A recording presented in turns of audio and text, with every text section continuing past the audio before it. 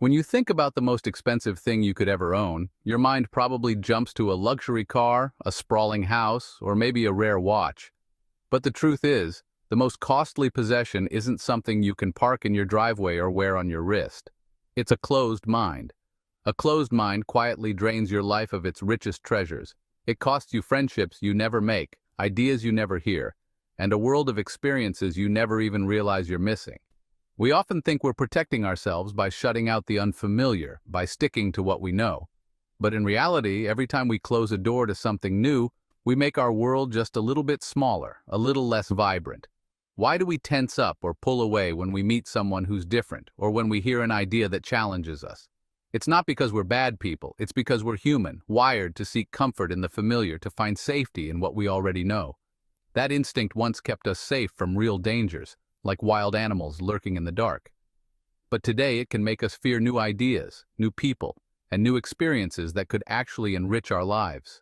We start to treat differences as threats, letting fear and discomfort shrink our lives, keeping us isolated and stuck in place.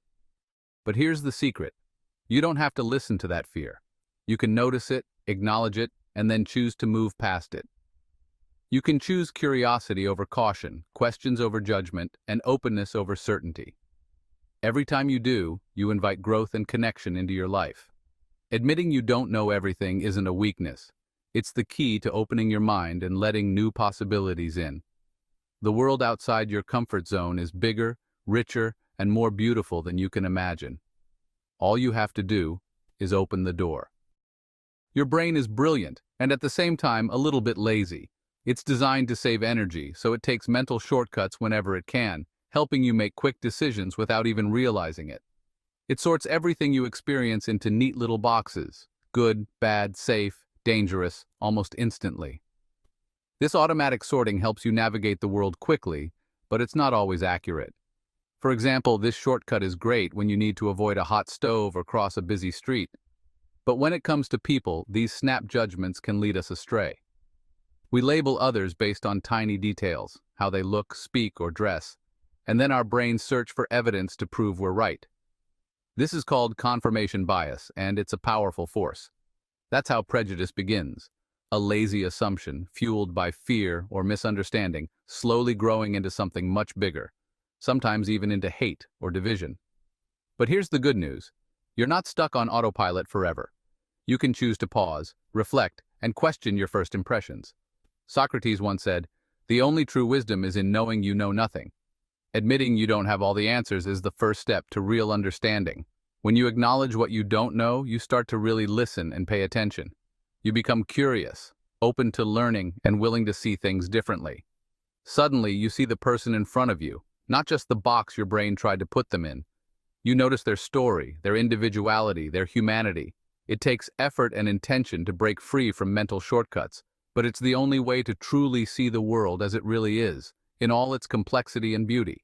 Remember, you can override your brain's shortcuts. You're not just a passenger, you're the pilot, fully in control of your own mind and perspective. Two neighbors, David and Ahmed, lived side by side in a quiet suburban neighborhood where everyone seemed to know each other, yet they remained strangers. Each made silent assumptions about the other, based on fleeting glances and brief encounters. David thought Ahmed was unfriendly, always keeping to himself and rarely smiling. Ahmed, on the other hand, thought David was disrespectful, often ignoring him and never waving back. Their kids, however, didn't care about these adult assumptions. They just wanted to play and have fun. One sunny afternoon, David's son lost his soccer ball in Ahmed's yard, a small event that would change everything. Nervous but determined, he knocked on Ahmed's door, hoping for a friendly response. Ahmed greeted him with a warm smile, returned the ball, and even invited him to join his own kids in a game. The boy came home excited, eagerly telling his dad about the fun and kindness he'd experienced, a story that opened David's eyes. David realized the monster next door was just a neighbor he'd never spoken to, a person with a kind heart. We all build walls of assumption, missing out on potential friendships and connections that could enrich our lives. The boxes we put others in become our own prisons, limiting our experiences and understanding. We limit ourselves, not just them, by holding on to these unfounded beliefs.